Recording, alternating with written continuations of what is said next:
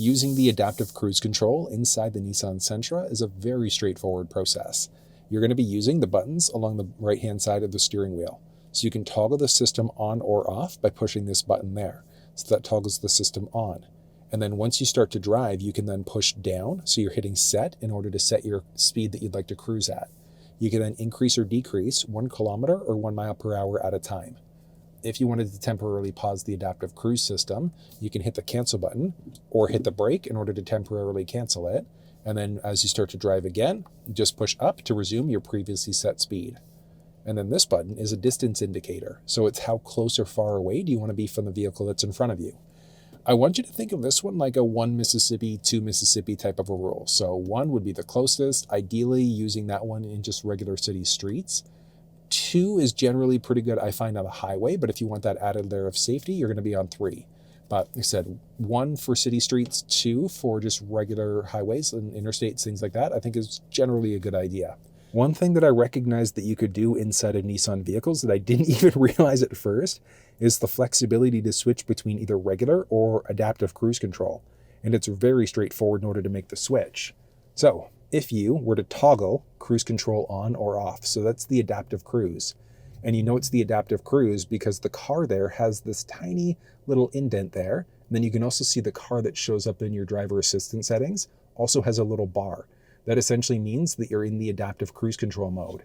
So if we turn it off and then push and hold for a second, you'll see it flip out. So it gets rid of the bar. That's essentially the distance indicator.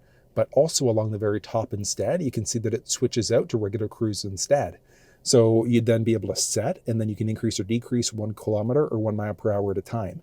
When you turn it off and then back on again, it defaults back to the adaptive cruise system. So I think it is kind of neat that you've got the flexibility to go either adaptive cruise or regular cruise control.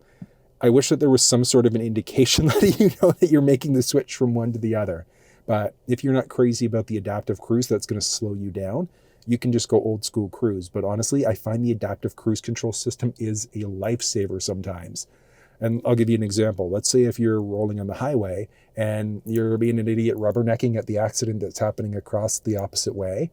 If the car in front of you starts to slow down with the adaptive cruise system turned on, yours is automatically going to brake. So it's a really good safety setting. Versus traditional cruise, if you rubberneck and you're turning to the side and you've got it set at 100 kilometers an hour, the car in front of you slows down, yours is not going to brake. So the chance of a front-end collision is higher. Now, there are different safety settings that you can enable for brake assist and things like that, but just use the adaptive cruise control system. In my opinion, that's the best way to go. But let's use this in a live setting. Okay, and going to, I guess the system's currently toggled on right now, and I'm going to set it. So I'm on a 50 kilometer an hour road, so I'm just setting it at the current road speed, and I'm coming up to a red light. So that's one thing you have to take into account, is that it's not going to slow you down at red lights. So you have to do that yourself. So I just hit the cancel button there, but you could also just hit the brake and then just slow yourself down there. Right, and nice and straightforward though. But yeah, so you'll notice that as we start to drive, the systems are turned on. Some of these things are going to go green, and that essentially lets you know that the system is fully activated at this point.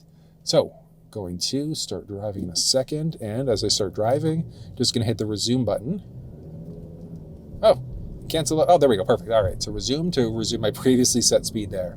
So I've got it set at 50 right now, and the cars in front of me are stop. So in theory, it should. I was like, please stop, please stop. It's slowing me down nicely there. And you can see that you can tell us that there's a car right in front of me there as well. So it's really nice from just a general graphics and safety perspective, so you can kind of know what's going on all around you. But I'm just on a regular city street right now using the adaptive cruise system. So you can use it on just regular streets. You can use it on highways, interstates, whatever the case may be. There we go. And I'm down to a complete stop right now. So you heard that there was a little beep there. There we go. And the adaptive cruise system temporarily canceled. There we go. So it's that straightforward using it. So again, I've come down to a complete stop. So in order to start driving again, I just have to hit the resume button there in order to keep on going. But you turn the system on or off this way.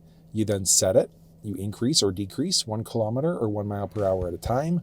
And then you've got your distance indicator. So how close or far do you want to be away from the vehicle that's in front of you? That's how you use the adaptive cruise control system inside of Nissan vehicles.